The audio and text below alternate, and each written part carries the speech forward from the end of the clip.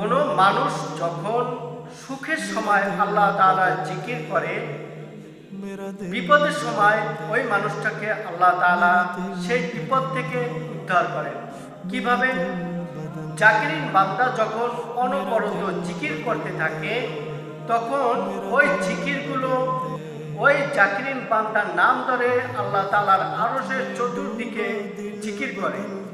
কোনো বান্দা যখন পেরেশানি, অসুস্থতা, বিপদ আপদ, বালা মুসিবতের কারণে জিকিরকে করতে পারে না, তখন আল্লাহ তাআলার কুদরতি অন্তর এটা উপলব্ধি করতে পারে যে আমার এই বান্দা কেন জিকির করতেছে না।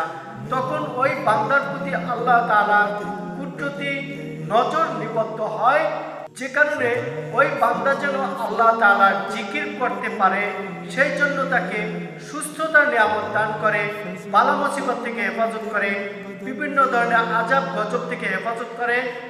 আর এটাই হচ্ছে গিয়ে জাকিরিনদের জিকিরের ফজিলত। সুতরাং আল্লাহ তাআলা আমাদের সবাইকে বেশি বেশি জিকির করার তৌফিক নসিব করুন।